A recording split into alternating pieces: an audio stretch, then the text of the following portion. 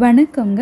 தீஷுஸ் குக்புக்கில் கடலை மாவு வச்சு ரொம்ப சூப்பரான ஒரு கிரேவி ரெசிபி தான். அப்போது ஆரம்பிக்கலாமா? இந்த வீடியோ பார்த்து உங்களுக்கு பிடிச்சிருந்தா லைக் பண்ணுங்கள், சேனலுக்கு சப்ஸ்கிரைப் பண்ணி பெல் ஐக்கனையும் கிளிக் பண்ணிக்கோங்க. முதல்ல மிக்ஸி ஜாரில் ஒரு 4 டேபிள் ஸ்பூன் கடலை மாவு சேர்த்துருக்கேன். அதே அளவுக்கு ஒரு 4 டேபிள் ஸ்பூன் தயிர், புளிப்பு ரொம்ப கம்மியான தயிரை சேர்த்துக்கணும். இதோட ஒரு 1/4 டீஸ்பூன் போல் பெருங்காயத்தூள், அதுக்கப்புறம் கொஞ்சம் போல் உப்பு. இதை சேர்த்துட்டு இதை நல்லா ஒரு டைம் அடித்து எடுத்துக்கணும்.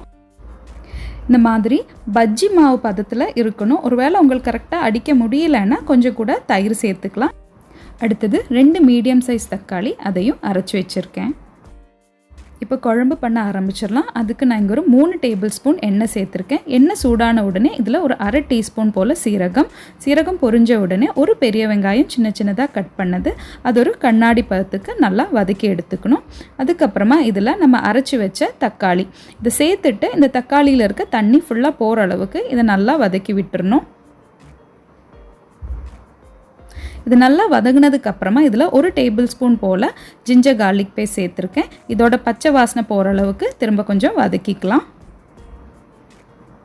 இப்போ இதில் ஒரு 1/4 டீஸ்பூன் போல் மஞ்சள்தூள், 1 டீஸ்பூன் மல்லித்தூள், 1/2 டீஸ்பூன் சாதா மிளகாய்த்தூள், கூடவே 1/2 டீஸ்பூன் காஷ்மீரி சில்லி பவுடர் சேர்த்துருக்கேன். இது இல்லைன்னா மிளகாய்த்தூள் பார்த்து சேர்த்துக்கலாம். அதுக்கப்புறம் 1/2 டீஸ்பூன் போல் கரம் மசாலா சேர்த்துட்டு இந்த மசாலாவெல்லாம் நல்லா மிக்ஸ் பண்ணி விட்டுறணும்.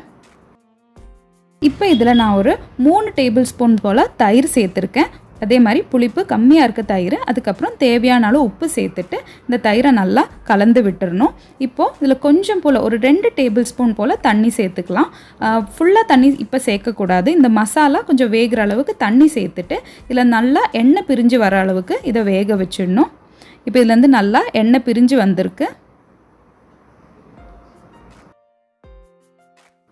இப்போ இதில் கொஞ்சம் கசூரி மேத்தி சேர்த்துருக்கேன்.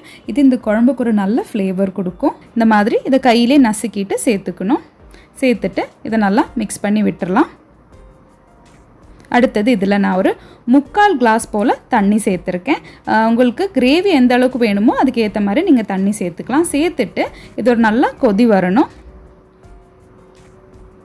இப்போ கொதிக்க ஆரம்பிச்சிடுச்சு. நம்ம ஏற்கனவே கலந்து வச்சுருக்க கடலை மாவு, தயிர் இப்போ இதில் சேர்த்துடலாம். ஸ்பூனில் எடுத்து கொஞ்சம் கொஞ்சமாக இந்த மாதிரி கொஞ்சம் கொஞ்சம் கேப் விட்டுட்டு இதை சேர்த்துக்கணும்.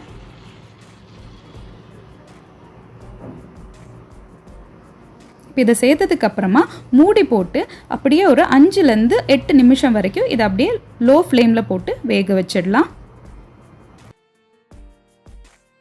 பாருங்கள், இப்போ இது நல்லா வெந்து இதில் இருக்க எண்ணெய் எல்லாம் பிரிஞ்சு வந்துடுச்சு.